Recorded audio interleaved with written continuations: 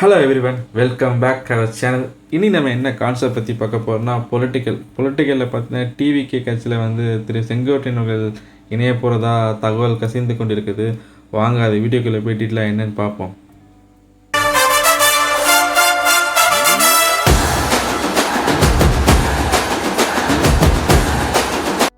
திரு செங்கோட்டையன் அவர்கள் பார்த்தீங்கன்னா கோபிச்செட்டிப்பாளையம் சட்டமன்ற தொகுதியில் நின்று எம்எல்ஏவாக ஜெயித்தார். இன்றைக்கி பார்த்தீங்கன்னா அந்த எம்எல்ஏ தொகுதியை ராஜினாமா செய்துட்டார்.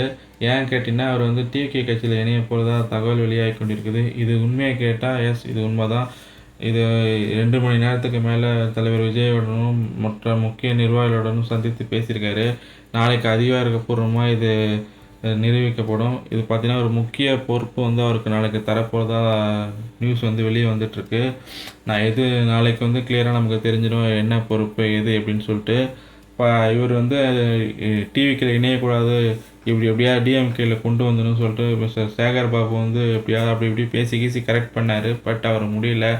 நம்ம எப்படி திரு மனோஜ் பாண்டியன் எம்எல்ஏ அவர் அதிமுகவில் விலகி டிஎம்கேயில் ஜாயின் பண்ணாரோ அதே மாதிரி செங்கோட்டையன் எப்படியா தூக்கிடலான்னு பார்த்தாங்க. பட் முடியல. செங்கோட்டையன் பார்த்தீங்கன்னா 1972 எம்ஜிஆர் பீரியட்லேருந்து எம்எல்ஏவாக இருக்கார். எந்தெந்த தொகுதியில் நிற்கிறாரோ எல்லா தொகுதியிலும் ஜெயிச்சிருக்காரு. கிட்டத்தட்ட 9 முறை நின்று 9 முறையும் கிட்ட ஜெயிச்சிருக்காரு அவர். ஸோ அரசியலில் அவருக்கு எப்படி தெரியும் கேட்டால், அரசியல் உண்மையிலே எம்ஜிஆர் பீரியட்லேருந்து இருக்கிறதுனால அவருக்கு எல்லாமே தெரியும்.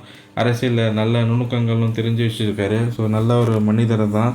எதையும் அதிகாரப்பூர்வம் இல்லாத பேச மாட்டார்.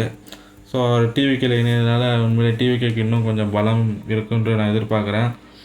ஏற்கனவே அந்த கரூரில் நடந்த பிரச்சனைக்கு அப்புறமா டிவிகேக்கு எல்லாம் சப்போர்ட் பண்ண மாட்டாங்கன்னு சொல்கிற நிறைய ஊடகங்கள், அதாவது வாடகை கொடுத்து வீடு வாங்கலாம், ஆனால் வாடகை கொடுத்து வாயை வாங்கிட்டு வாடகை வாங்கி தேவையில்லாத டிவிகே பற்றி அகெயின்ஸ்டாக பேசிகிட்டு இருந்தாங்க. ஆனால் மக்கள் எல்லோரும் பார்த்திங்கன்னா அவங்க எல்லா வாயும் உடைச்சிட்டு டிவிகேக்கு ஃபுல் அண்ட் ஃபுல் சப்போர்ட் கொடுத்தாங்க. எந்த கரூர் மாவட்டத்தில் எந்த தாய்மார்கள்லாம் அவங்க குழந்தையோ அவங்க பெற்றோர்களோ அவங்க ஒரு கணவர் மனைவி இழந்தாங்களோ அவங்களே டிவிகேக்கு சப்போர்ட் பண்ணும்போது அந்த வாடகை வாயெல்லாம் பார்த்து அதிர்ச்சி அடைஞ்சிட்டாங்க. அந்த வாடகை வாய்க்கு எவ்வளோ காசு கொடுத்தாங்கன்னு தெரில, அப்படி வாடகை வாய் ஓவராக பேசுனாங்க. இப்போ செங்கோட்டையன் அந்த பக்கம் போனனால இன்னும் டிவிகேக்கு பலம் பயங்கரமாக இருக்குது. ஸோ எது எப்படியோ இந்த வருஷம் வரக்கூடிய தேர்தலில் டிவிகேக்கு பெரும்பான்மையாக வெற்றி பெறும்னு சொல்லி நாங்கள் எதிர்பார்க்குறோம். ஏன்னா டிவிகே மக்கள் எல்லோரும் ஆட்சி மாற்றத்தை அதிகமாக விரும்புகிறாங்க. ஏன்னா இந்த ஆட்சியில் 510 திட்டங்கள் வாக்குறுதி கிட்ட கொடுத்தாங்க. ஆனால் வெறும் 13% வாக்குறுதி தான் நிறைவேற்றினாங்க. மீதி எல்லாமே காற்றில் அப்படியே விட்டுட்டாங்க. ஏன் எதுக்குன்னு கேட்டால் பார்த்தீங்கன்னா நாங்கள் மற்ற வாக்குறுதி தான் நிறைவேற்றணும் அப்படி இப்படின்னு சொல்கிறாங்க. பட் கொடுத்த வாக்குறுதி நிறைவேற்றலை, தேவையில்லாத வாக்குறுதி தான் நிறைவேற்றுறாங்க. ஸோ 2026 சட்டமன்ற தொகுதி ஒரு பெரிய ஒரு போட்டியாக இருக்கும். டிவிகே விஸ் டிஎம்கே தான், இது 100% உறுதி. மற்ற ஏடிஎம்கேயும் கிடையாது, என்டிகேயும் கிடையாது. இந்த டிவிகே டிஎம்கே தான், இது 100% உறுதி. இதில் டிவிகே பார்த்தீங்கன்னா 234 தொகுதியில் நிற்கும், 234 ஜெயிக்கும். இதான் உண்மையும், இதான் நிலவரமும் கூட. ஏன்னா மக்கள் ரொம்ப விஜயை நம்புகிறாங்க. ஏன்னா அவர் நல்லது செய்வார் அப்படின்னு சொல்லிட்டு. ஏன்னா எவ்வளோ பார்த்துட்டார் அவர்கிட்ட இல்லாத காசாங்க, கோடிக்கணக்கில் சொத்து வச்சுருக்காரு. இன்னமும் அந்த சொத்தை வச்சு என்ன பண்ண போகிறாரு?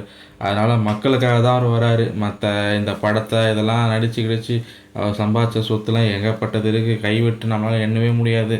அது ஒரு கோடிக்கணக்கில் கோடி இருக்குது. அதனால் பணத்துக்காகலாம் அவர் வரலை, மக்களுக்காக தான் வராரு. மக்கள் எல்லோரும் நம்ம அதை சிந்தித்து செயல்படணும்னு சொல்லி நான் ஆசைப்பட்றேன்.